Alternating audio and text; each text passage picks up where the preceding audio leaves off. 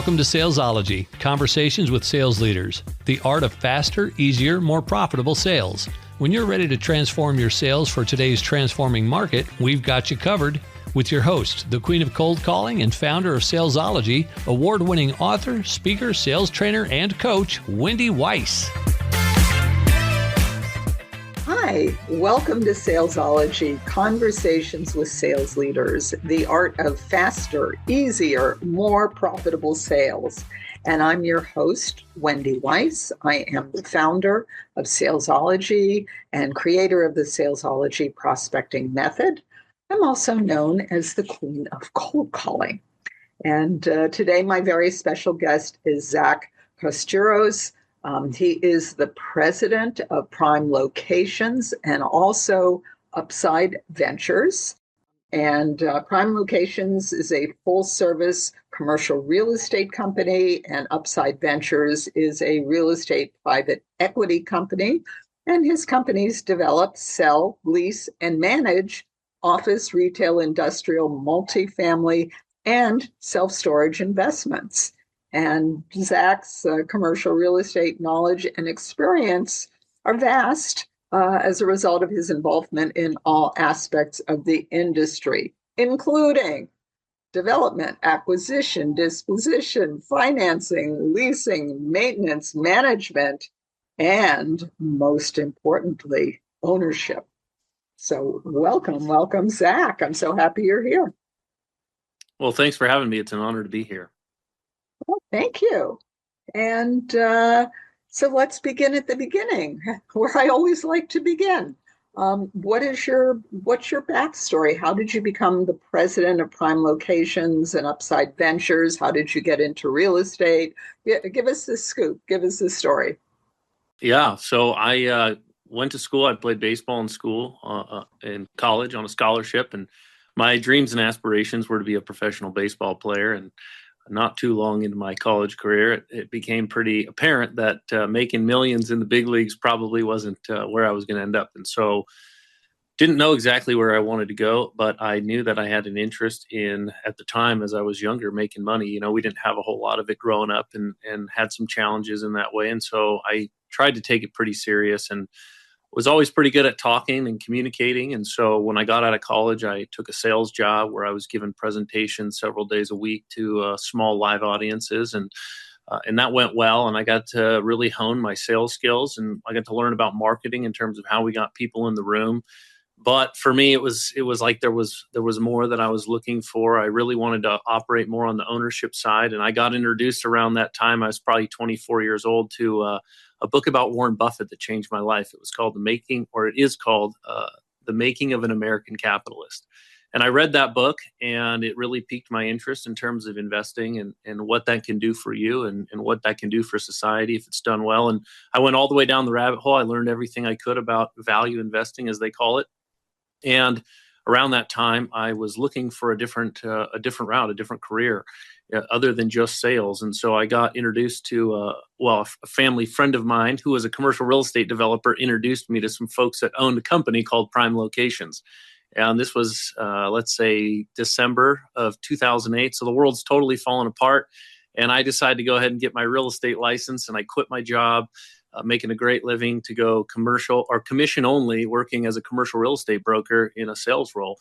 I started in February of 2009, and I didn't know it at the time, but one of the three founders of that business had been looking for someone to buy her out. And so about 5 months later, one of the other two partners came to me and said, "Hey, we know you haven't closed any deals yet, but you've got a couple in the hopper, and I really think that you could make a go of this. Would you be interested in buying out one of the partners?" And what I had learned from Warren Buffett and Charlie Munger and all the books I had read was, be greedy when others are fearful, and fearful when others were greedy. And the world was not in a great spot economically. And so I didn't think it was probably going to get much cheaper. And so I decided to say yes. And she did a good thing for me and financed it for me. And so I bought her out in August of 2009. I bought that second partner who actually approached me out about a year and a half later in 2011. I bought my last partner out in 2012. And then I started my real estate, I call it real estate private equity firm, in December of 2012. I put together my first group of investors. raised money and we purchased a self-storage facility. And that's what we've been doing ever since. So Prime Locations today is probably doing about 5 times the revenue it did when I bought it. And Upsyde Ventures, we have probably about $75 million worth of commercial property that we own with partners. And so far, so good. It's been a great journey. But I've got to combine all the things that I learned about salesmanship with my passion and my interest in investing. And that's where we are today. Wow. Well, that is a truly amazing story. And it kind of leads me to the question I wanted to ask you when I was introducing you. You kindly sent me your bio so I could formally introduce you. And the last sentence of your bio, your introduction, was that you know all these things about real estate and most importantly, ownership. So why is ownership the most important thing?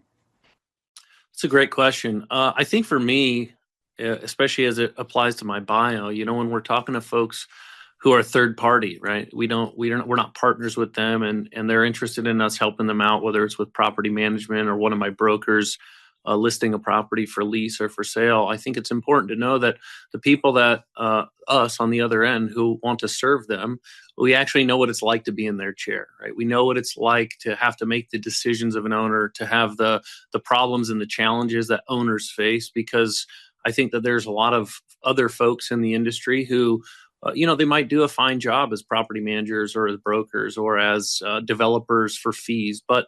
And I think until you fully sit in that chair, it's hard to totally understand the perspective of the potential client. And so for me, I just look, Warren Buffett says it, I think, very well. I just happen to be born at a time where the financial understanding, the ability to understand things from a financial standpoint happens to be a very valuable skill set. It wasn't always necessarily the case, but we live in a world today where, the financial side of things is probably one of the most valuable skill sets out there. And so for me, actually having ownership and actually knowing what it's like to raise capital, to make investment decisions, to put that kind of risk on the line, I think is a really important factor in terms of kind of what we do and our ability to understand and do things for our client from the standpoint of knowing what it's like to be them. So when you, piggybacking on what you just said, so when you bought out that first partner at Prime Locations, did you already have that financial understanding, or was that something that you learned along the way after the first time investing in the company where you became a partner? That's a really good question as well. So what happened for me was I had spent, prior to buying her out, I had probably spent 3 solid years learning everything that I could about investing.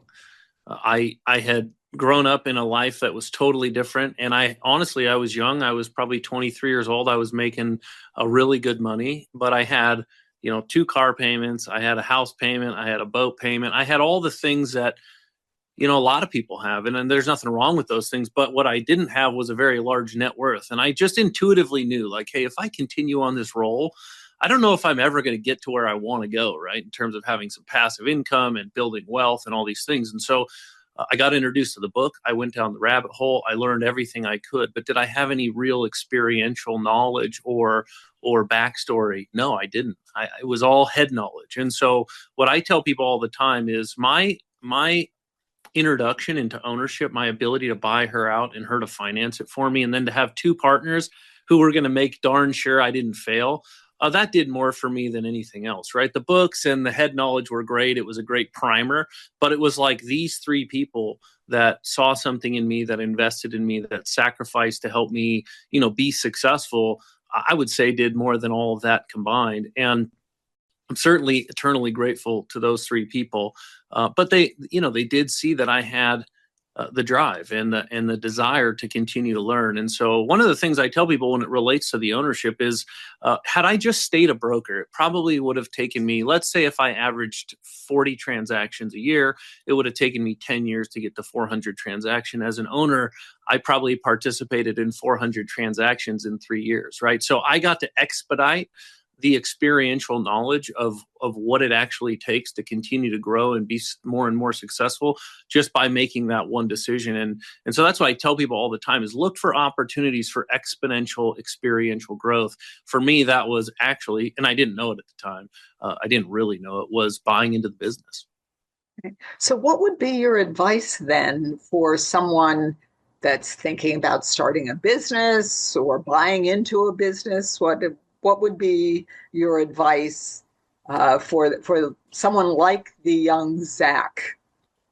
Yeah. So I've been thinking about this a lot lately. I've started meeting with some young 23 to 25-year-old guys, and I can remember it's bringing up all these memories of what it was like to be that age. And they actually asked me a question similar. They said, "How do you know when to make the decision and take the jump?" And I think that's similar in the sense of how do you know if I should buy a business or change my career or start investing or put money into this thing?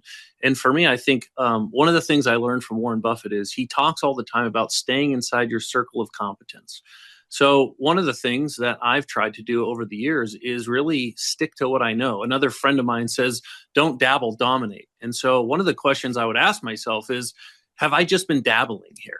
Right? Or have I put in the time and the effort?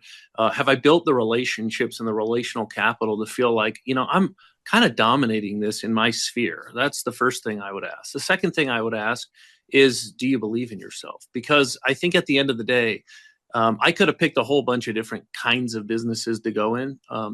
But I believe that no matter which area I would have gone into, I have the grit and I will do what it takes to ultimately be successful. Now, does that mean that would happen? Not necessarily, but I think it's getting to the point where you're willing to take the risk. But I think taking the risk is built upon putting in the work beforehand. So like in baseball, as a kid growing up, we learned really, really early on that if we didn't practice well, we probably weren't going to play very well. And if we practiced really well and we developed our skills, it didn't mean that we were guaranteed to win, but it gave us the best chance we could. And so that's kind of how I look at making those big decisions is do I feel confident? Do you feel confident that you've put in the work, that you've practiced, that you've developed and honed those skills? And then at the end of the day, you have to have the courage to just go for it and let the chips fall where they may.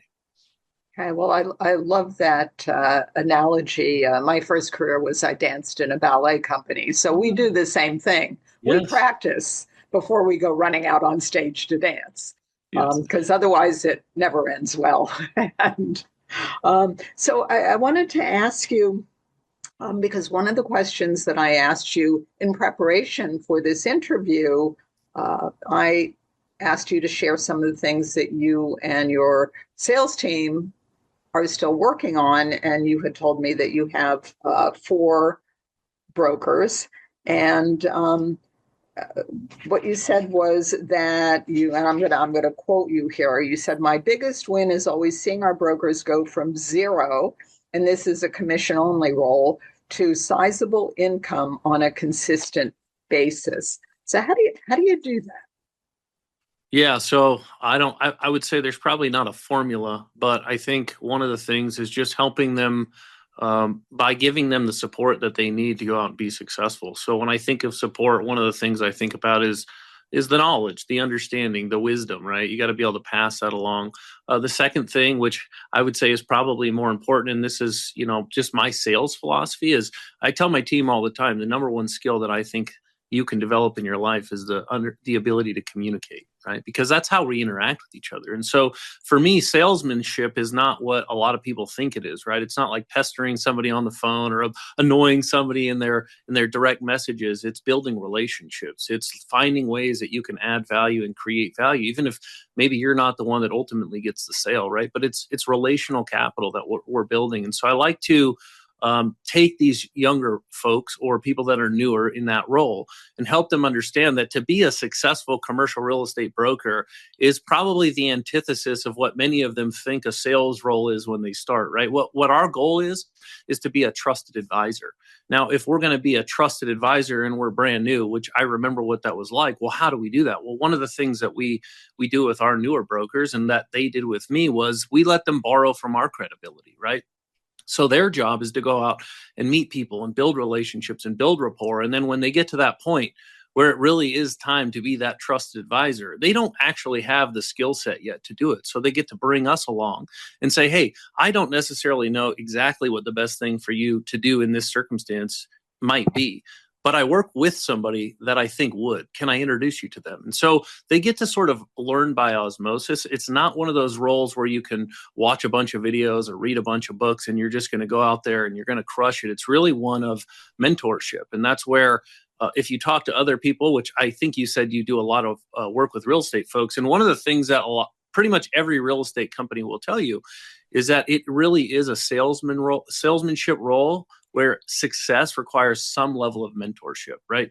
Most successful brokers in real estate were mentored by somebody. And so I like that part. I like that role and that process. And that's typically how we do it. So it's a little bit more organic than it is systematized. Okay.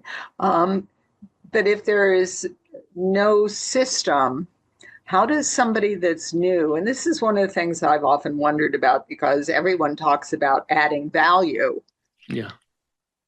How do you add value for somebody that either doesn't know you or won't talk to you? And that's the part that I've never put the disconnect for me as somebody that teaches business development, prospecting business development. You can add value once somebody says, yeah, let's talk. Totally. It's really hard before. I agree. The great thing about real estate, and I think where that question is easier to answer than other industries, is here's the reality. And I might get a little flack for saying this, but the reality is most real estate brokers, when you hire them, they put their stuff on the internet and they wait for the phone to ring. And that's the facts.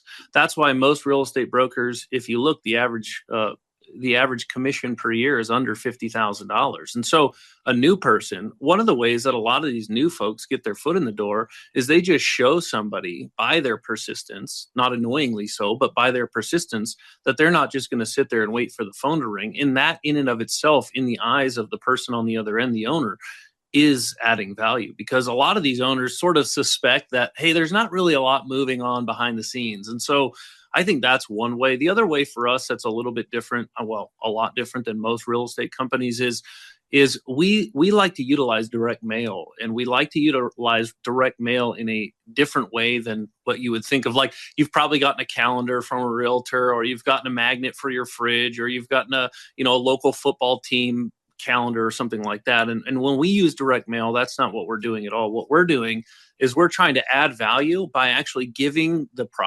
prospective client information that they literally cannot get on their own. In commercial real estate, there's no Zillow, no Redfin, none of those things. And so we're actually creating, which I could probably show you at some point, but we're creating a nice, let's say 4 or 5 page, it's almost like a newsletter, but we print it on really nice paper and we send it to them, once a quarter or so, and it gives them information they can't find anywhere else. And so if you're now a new broker and you're calling somebody, you can call them to say, hey, I'm just following up to make sure you got the resource that we sent out, to see if you had any questions about the market or what's going on, or if you saw anything in there that you weren't, you had a question about. And it totally changes the positioning of the outreach that broker is doing.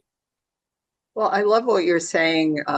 One, about persistence, because I 200%, 300% agree with you that showing that kind of persistence just demonstrates what you'll do if and when they become a client. Yeah. And I also love that you're talking about direct mail, because everyone's inbox is flooded with crap. Mm-hmm. And what's old appears to be new again. Direct mail actually really, really works. Can you talk a little bit to the results you've gotten from doing that? Yeah, I would say direct mail, especially in our business, on the property management side, as an example, it's really hard to get somebody to switch their property management company. It's a lot of work. It's a lot of stress, and it's difficult. To try and get a new listing on let's say an apartment complex when you're competing with, CB Richard Ellis and they're worldwide, it's very difficult. But what we've learned is that building that relationship is almost priceless. And so when we started this funnel, I call it a funnel, but about 5 years ago, I said to my team, hey, we're going to start doing this. We're going to start sending this out. It's probably going to be about 6 months before anybody reaches out, because we're not going to, I just looked at it like if I send 2,000 mailers, it's like making 2,000 cold calls. I'm probably going to get the same amount of positive responses. And so, but I don't have to have a person doing it. I can sort of leverage the mail. And so I said, it's probably going to be about 6 months. And then somebody's going to reach out to us and they're going to say, hey, I've been getting your mail for the last 5 or 6 months. And I'm really interested. I'd like to talk to you about, I'm thinking about selling my property. And so we started, and sure enough, about 4 months goes by, and then all of a sudden the phone rings. And then the phone rings again, and the phone rings again. We start getting listings. And so I would say the first year we probably generated an extra $400,000 in commissions just from this mail campaign. And we had probably spent about $8,000 sending these mailers. Now, $400,000, depending on the business you're talking about, doesn't sound like that much, but $8,000 to make $400,000 and never have to call anybody, to be pursued instead of the pursuer, for a lot of people in business sounds pretty exciting. And so we've continued to do that. And as an example, last year, about a year ago, almost exactly, we sent out one of our mailers, and I get a call from a guy who I had sort of known on the side. And he said, hey, I'm thinking about selling some apartments. Would you guys be willing to look at it for me? I said, yeah. I told him how much I thought we could get. He said, well, if we can get that much, I've got 4 others that I'd like to sell. Can you tell me what we could get for those? And I said, yeah, sure. And so I tell him, and I talked to my partner. I have a partner at Upsyde Ventures, and he says, well, what do you think about us buying them? And I said, well, I mean, if he's open to it. And so we called him and said, hey, Doug, I know you want us to sell these for you. We told you how much we could get, but in thinking about it, we could probably save you money if we bought them, and if you're open to it, I think we'd be interested. And he says yes. And so we go through the process, and we made to date what's our largest private equity acquisition. We paid about $19 million for these properties. And so it's like all these things came out of just this simple mailing campaign, and it was birthed out of exactly what you said. I looked at all the different avenues that I could reach out to people, and I said the least cluttered inbox is the mailbox. Right? Like my mailbox every day might have 3 or 4 things in it. Whereas my email, I just want to I've set up an email filter where if there's an unsubscribe link, it goes to a separate folder, because I can't handle anymore. And so for me, a lot of, I think whether it's investing successfully or it's being successful in sales or in business, we sort of have to skate where the puck is probably going to go. And I just look at email, and it's not that I don't think email is valuable. There's a place for it, but I just think that there's a simpler opportunity right now in people's mailbox, and it's worked really well for us. That's so interesting to me, because you're actually the first person I've interviewed that I can recall that's using direct mail in this way. So, wow. Very, very, very interesting. Virtual gold star for you. And yeah, so if people want to connect with you, Zach, where can they find you? Yeah, so you can go to primelocations.com. That's our commercial real estate company website. I also have my own personal website, kosturos.com, kosturos.com. And then pretty much anywhere on social media, my handle is typically Z for Zach, and then Kosturos, Z Kosturos. Okay, wonderful. And for any of our listeners, if you were not able to grab a pen and write that all down, the links, all of these links to Zach's website, his personal website, his social media, it's all in the show notes. So as soon as you finish listening to this podcast, go to the show notes, click on one of the links, connect with Zach. You will be glad that you did. And thank you, our audience, for listening to Salesology Conversations with Sales Leaders with my very special guest, Zach Kosturos, who is the president of both Prime Locations and Upsyde Ventures. And if you found value in listening to today's podcast, then please think about one business leader, one entrepreneur, one sales leader, president, CEO, somebody that you know that you think might also find value in listening to this podcast, and please do share the link with them. And until we meet again, visualize yourself surrounded by cash really large bills. You've been listening to Salesology, Conversations with Sales Leaders, the art of faster, easier, more profitable sales. Be sure to follow so that you don't miss a single episode. And while you're at it, please leave a rating and review, and be sure to share it with your friends. Tune in every week for more exciting insights and wisdom on transforming sales. And until next time, visualize yourself surrounded by cash, very large bills.